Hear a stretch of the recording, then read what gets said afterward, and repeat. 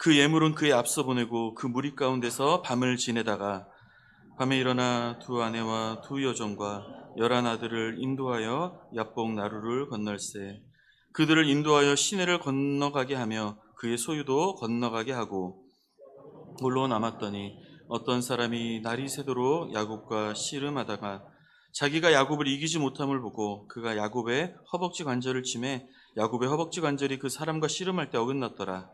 그가 이르되 날이 새려하니 나로 가게 하라. 야곱이 이르되 당신이 내게 축복하지 아니하면 가게 하지 아니하겠나이다. 아멘. 오늘 제목은 야곱의 축복이라는 제목인데요. 야곱은 하나님의 전적인 은혜로 인생의 역전에 놀라운 은혜를 받았던 그런 사람 중에 한 명입니다. 이와 같은 은혜가 저 여러분의 삶 속에 올 한해 충만할 수 있기를 주님의 이름으로 축원합니다. 오늘 본문을 중심으로 이 축복의 원리에 대해서 두 가지로 말씀을 살펴보면서 은혜를 나누기 원합니다. 첫 번째로 우리 같이 읽어볼까요? 시작. 나의 할 수 없음은 하나님의 할 수 있음입니다. 아멘. 여러분 뜀틀 해보셨습니까? 초등학교 때 기억이 납니다. 뜀틀.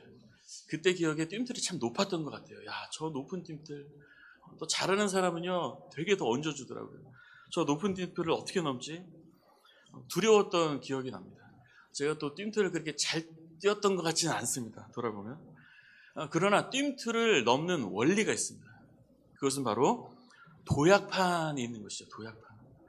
도약판에 스프링이 있기 때문에 도약판을 밟을 때 이상하게 높은 뜀틀을 넘어갈 수가 있어요. 인생을 살다 보면 뜀틀 같은 것들을 우리는 만나게 됩니다.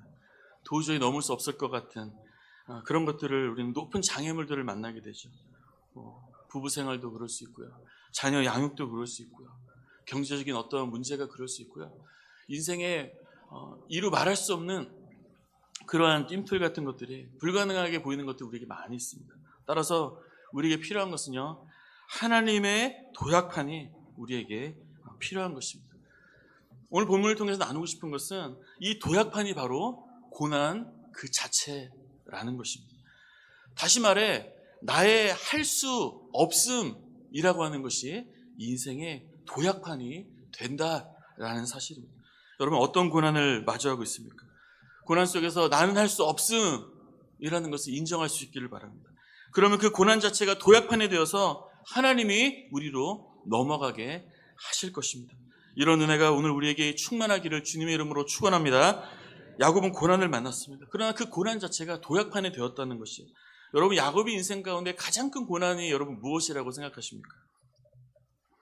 집에서 쫓겨나서 젊은 시절 막연하게 라반에게로 도망가는 그 처량한 길고 긴 여정의 길, 막막하고 두려웠을 것입니다.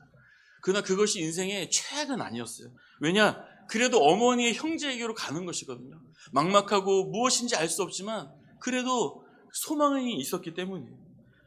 그러면 또 어떻습니까? 라반에게 속으면서 고생했던 20년 동안의 삶이 최악의 어려운 할 수 없음이었을까요? 가장 큰 고난이었을까요? 힘들었을 것입니다. 20년 동안 밤낮 없이 거의 노예처럼 종부리듯이 정말 힘겨운 시간을 보냈어요. 그러나 그것도 최악은 아니라는 것이에요. 왜냐? 사랑하는 라헬을 얻기 위한 그런 목적이 있었거든요. 자녀들도 있었거든요. 소망이 있었다는 것이에요. 야곱의 가장 힘든 인생의 고비 중에 하나는 바로 지금이었습니다. 그동안은 지킬 것이 없었지만 이젠 지킬 것들이 너무 많습니다. 사랑하는 아내들과 자녀들과 수많은 종들과 거느리는 재산들이 있었어요. 소중한 것들을 거느리고 이제 라반으로부터 도망칩니다. 그리고 아버지 이삭에게로 가면 살 수 있을 것 같아서 그리로 지금 떠나고 있는 것이에요. 여러분 근데 누가 다가옵니까? 형 에서가 마중을 나오고 있는 거예요. 그런데 좋은 마중이 아니었죠. 어떤 마중입니까? 20년 동안 묵혀있는 그 분노를 가지고 야곱을 향한 분노를 가지고 야곱을 죽이려고 지금 수많은 군대와 함께 지금 다가오고 있는 것이었어요. 6절을 세 번역으로 보니까 에서 어른은 지금 부하 400명을 거느리고 주인 어른을 치려고 이리로 오고 있습니다. 정찰병이 이렇게 보고를 하고 있었다는 것이. 그러나 이 고난조차도 아직은 야곱에게 있어서 나의 할 수 없음까지는 아니었습니다. 에서가 자신을 죽이러 온다는 보고를 받은 야곱은 자신의 모든 소유를 여러 때로 나누죠. 그리고 종들에게 하나씩 맡기면서 지시합니다. 에서를 만나면 이것은 야곱이 에서에게 주는 선물이라 말하라. 그리고 지금 야곱은 오고 있다고 그렇게 말하라. 18절에 보시면 대답하기를 주의 종 야곱의 것이요 자기 주 에서에게로 보내는 예물이오며 야곱도 우리 뒤에 있나이다 하라. 사실 끝까지 자기의 꾀를 짜내는 다른 수를 가지고 있는 그런 모습이에요. 하나님을 의지하는 모습이라고는 사실은 볼 수 없는 것이죠. 사실 아직까지도 인간의 수가 있는 것입니다. 나의 계획이 있습니다. 비빌 언덕이 있는 것이에요. 아직 야곱의 고난은 하나님 나는 할 수 없습니다 라고 하는 그 상태는 아니라는 것이죠. 그러나 하나님은요, 우리가 하나님 없으면 안 됩니다 라고 주님 앞에 나아가기를 주님은 바라신다는 것입니다. 여러분, 그리스도인의 성령에 충만한 상태는 어떤 상태일까요? 그 중에 한 면을 생각해 볼 때 그것은 이것이에요. 날마다 주님, 나는 주님 없으면 안 됩니다. 예배 드릴 때마다, 기도할 때마다 늘 이것이 첫 번째로 떠오르는 것이 성령 충만한 상태인 것이에요. 주님 은혜 없으면 안 됩니다. 하나님 도와주지 않으면 나는 아무것도 할 수 없습니다. 이 고백이 우러나오는 상태라는 것이에요. 야곱이 닥쳐온 고난에 대해서 나는 할 수 없습니다라고 인식하게 되는 일은요, 잠시 뒤에 찾아옵니다. 예물을 종들과 함께 다 보냅니다. 그 늦은 밤이 되었어요. 이제야 직접 비로소 아내들과 자녀들 여러 명 거느리고 야복강을 이제야 건넙니다. 이제야 건넙니다. 무엇입니까? 사실 종들과 제사장들을 보낼 때만 해도요, 여차하면 도망가겠다, 국리를 가지고 있었던 것이. 왜 이제야 건넜을까? 이제야 아마도 국리를 끝냈을 수 있어요. 라반에게 돌아갈 수도 없고, 족장시대에 다른 곳으로 이주한다는 것은 거의 죽음입니다. 족장시대에는. 따라서 아버지의 족속의 땅으로 반드시 가야만 되겠다라는 그런 아마 계산이 섰던 것이죠. 이제야 야복강을 이제야 가족들과 건넌 것이에요. 종들과, 그런데 또 생각해 보니까 종들과 재산만 보낸 것으로는 아마 에서에게 진정성이 없었다라고 생각했던 것으로 생각이 됩니다. 죽겠다 싶었던 것 같습니다. 그래서 늦은 밤에야 이제서야 두 아내와 11명의 자녀들을 이제야 보냅니다. 자기는 안 가고요. 먼저 다 밀어넣었어요. 이제 늦은 밤 혼자 남았습니다. 아무도 없습니다. 캄캄한 밤, 이제 하나님 앞에 독대하게 된 것이, 어떤 모습을 보면 참 찌질해 보입니다. 아내, 아들들, 자녀들 다 먼저 보내고 자기 혼자 뒤에 남아서 지금 기도하러 남은 것이 아닙니다. 두려워서 할 바를 몰라서 그냥 남아 있는 거예요. 얼마나 비참했을까? 언제나 얼마나 스스로 볼 때가 한심했을까? 그러나 여러분, 이때가 바로 나는 할 수 없음이라는 것을 깨닫는 시간이었다는 것이, 내가 아무리 했어도 안 되는구나, 내 힘으로 안 되는구나, 하나님 없으면 안 됩니다라고 저절로 깨닫게 되는 시간이었어요. 여러분 혹시 이런 적 없으십니까? 아무리 애쓰고 몸부림쳐 봤는데 안 되는구나, 그 모습 가지고 저벅저벅 주님 앞에 그냥 엎드려 주저앉아 버렸던 적 없으세요? 그런데요, 야곱이 하나님 없으면 안 되는구나 스스로 깨달았을 이때가 바로 축복의 전환점이 되었다는 사실입니다. 뭔가 축복의 방법이 있었다는 말이 아니에요. 뭔가 수가 생겼다는 말도 아니에요. 심지어 그때 기도하면 된다는 말도 사실은 첫 번째 의미는 아닙니다. 그 인생의 밑바닥 고난을 아무것도 할 수 없다라고 인식하는 것 그 자체가 축복의 출발이 되었다는 것이죠. 24절 말씀에 야곱은 홀로 남았더니 어떤 사람이 날을 새도록 야곱과 씨름하다가, 야곱이 홀로 남아서 아무것도 할 수 없음을 보았던 그것을 보여주는 것이. 근데 야곱이 아무것도 할 수 없을 때 무슨 일이 일어났는가? 24절을 세 번역으로 보니까 뒤에 홀로 남았는데 어떤 이가 나타나 야곱을 붙잡고 동이 틀 때까지 씨름을 하였다. 여러분 자세히 보시면 첫 번째로 어떤 이가 나타났다라는 거예요. 어떤 이가 나타났다. 야곱이 간 게 아닙니다. 야곱이 부른 것도 아니에요. 하나님이 보낸 사자가 다가왔습니다. 은혜가 그냥 다가온 것이에요. 야곱이 기도를 먼저 시작한 것도 아니라는 것이에요. 두 번째, 어떤 이가 나타나 무엇을 했습니까? 씨름을 했습니다. 야곱이 씨름을 한 게 아니에요. 야곱이 씨름을 건 것도 아니요, 야곱이 기도를 씨름을 시작한 것도 아니요, 천사가 씨름을 걸었습니다. 천사가 씨름을 걸었고 씨름을 리드한 것이에요. 하나님의 기도를 도우신 것이에요. 하나님의 기도를 이끌었던 것이에요. 제가 왜 계속해서 내가 할 수 없음을 인정하는 고난 그 자체가 인정하는 고난이어야 그것이 축복이라고 말씀을 나누는가? 분명히 야곱은 야복강 이전과 후가 그 인생이 완전히 달라집니다. 야복강 사건 이후로 분명히 그의 삶은 한 가문을 이끌고 족속을 이끄는 그러한 축복의 삶으로 살아가게 됩니다. 소망 없는 삶에서 이제는 소망을 꿈꿀 수 있는 삶으로 전환되었던 것이에요. 그런데 야곱이 한 것이 없다라는 것이에요. 아무리 본문을 뒤져도 야곱이 한 것이라고는 하나도 없는 것이에요. 한 일이 하나 있는데 내가 할 수 없다는 것을 깨달았던 것뿐이었습니다. 바벨론 제국을 통치하는 느부갓네살 왕이 있었습니다. 그런데 그가 그 당시에 최고의 부강함과 찬란한 역사 속에서도 찾을 수 없는 문화를 꽃피웠던 이유는요, 하나님께서 그리 하신 것이었습니다. 그게 성경에 나와 있습니다. 그런데 어느 날 느부갓네살 왕이 길을 거닐다가 이런 생각을 합니다. 이 모든 나라의 영광 내가 한 것이 아니냐. 내가 했다라고 생각했어요. 내가 할 수 있다는 생각. 그러자 그는 그 즉시 주님의 예언대로 소처럼 살기 시작했습니다. 소처럼 네 발로 기며 풀을 먹으며 그렇게 살게 되었어요.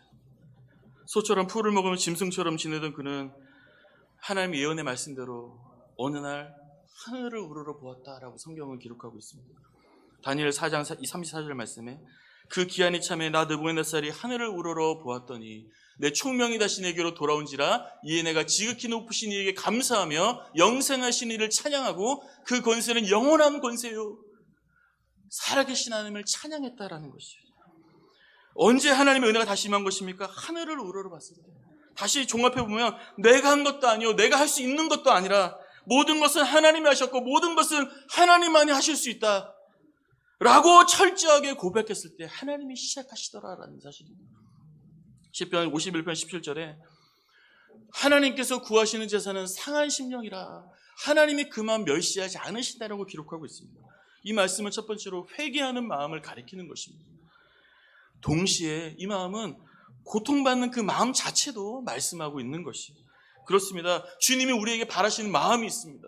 그것은 바로 고통하는 마음입니다. 아파하는 것입니다. 왜 고통합니까? 내 힘으로 안 되니까 정말 그것이 고통스러운 것이에요. 그러면 하나님 역사하시는 것입니다. 그런데 문제는 무엇입니까? 우리는 고통합니다. 우리는 다 고통하고 있습니다. 그러나 고통하면서도 하나님 앞에서 고통하는 그 아이의 심정은 아니라는 것이에요. 그 엄마, 아빠 아니면 안 됩니다라고 하는 그 아이의 심정은 아니라는 것이에요. 야곱처럼 여전히 다른 꿍꿍이를 가지고 다른 수를 가지고 주님 도와주십시오라고 하는 모습이 여전히 우리에게는 있다라는 것입니다. 고통의 자리에 있으십니까?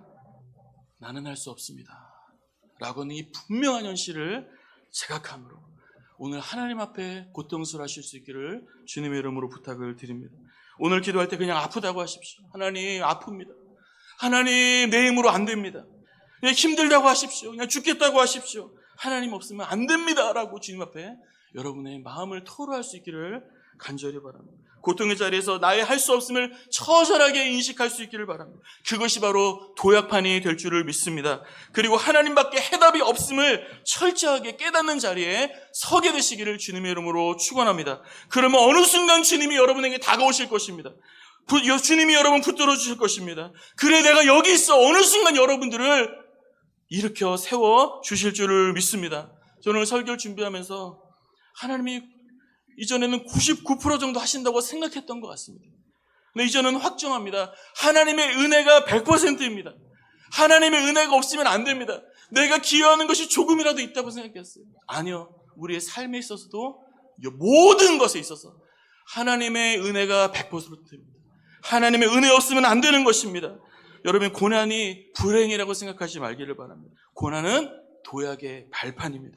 고난 속에서 나는 할 수 없고 하나님이 하시는 사실을 인식할 때 그 자리가 오늘 축복의 도약판이 될 줄을 믿습니다. 두 번째로 하나님께서는 반드시 기도를 통해 축복의 출발을 주십니다. 야곱은 기도할 수밖에 없었어요. 그러나 그 고난이 축복의 도약판이 되어서 하나님이 기도의 씨름을 걸어오셨어요. 기도하도록 이끄셨습니다. 왜 이렇게 하시는 걸까요?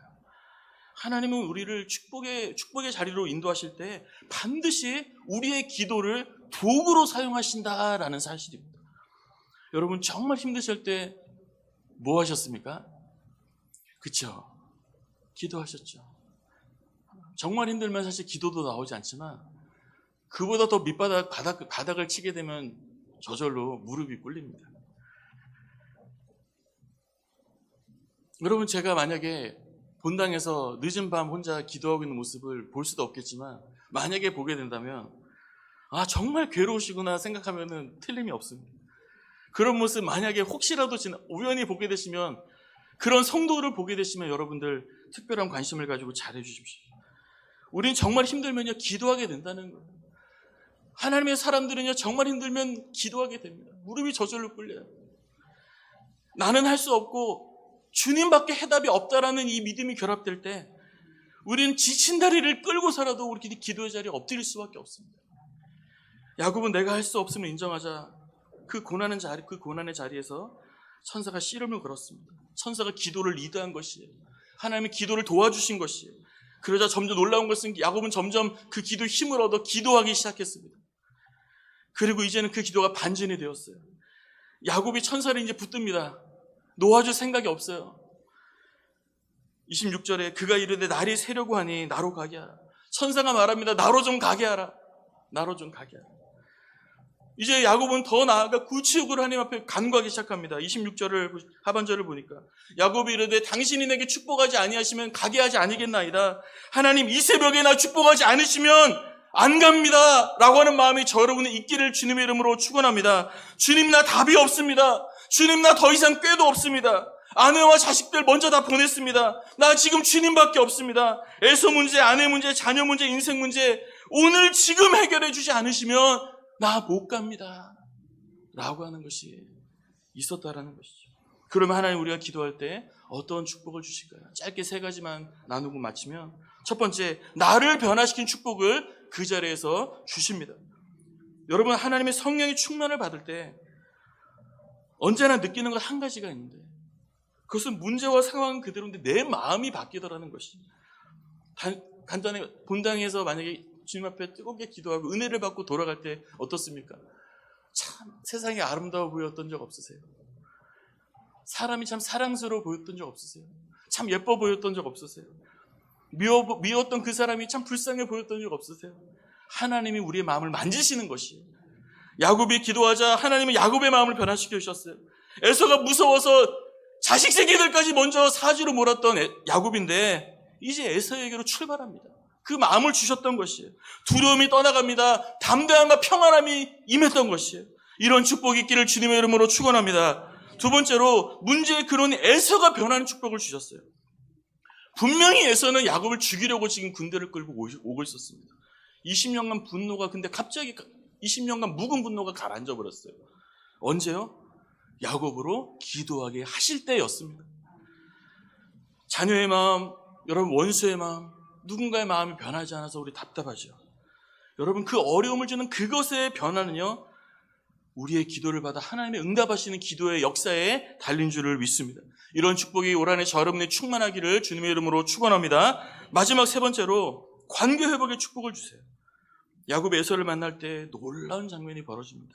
33장 4절 말씀에 에서가 달려와 그를 맞이하여 안고 목을 어근 맞추어 그와 입 맞추고 서로 우니라. 여러분 한번 상상해 보십시오. 에서와 야곱이 부둥켜 안고 울 줄은 여러분 상상이 안 되는 것이에요. 이런 은혜를 하나님 주신다라는 것입니다. 이 중에 가장 중요한 것이 사실 오늘 3번째입니다. 하나님 오늘 축복하실 때 로또가 당첨되는 것 같이 이전의 삶을 신경 안 쓰고 그냥 로또로 당첨된 것 같은 방법으로 축복하지 않으십니다. 관계가 회복되는 방법으로 우리를 축복하세요. 야곱에게 축복이 떨어지는 지름길 같은 건 없는 것입니다. 에서와 관계를 회복하는 길밖에 없는 것이에요.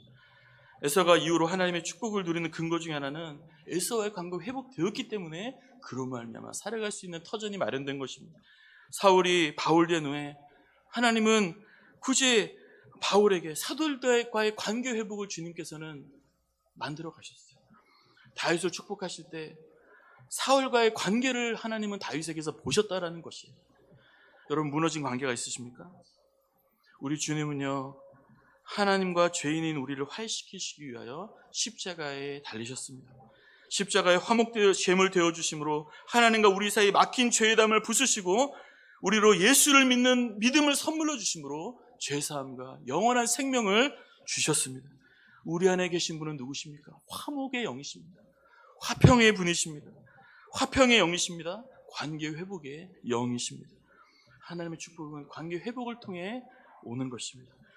이 새벽에 기도함으로 내가 먼저 변화되고, 그러면 내가 먼저 변할 때 그도 변화되고, 나아가 관계 회복되는 이런 놀라운 축복 있기를 주님의 이름으로 축원합니다.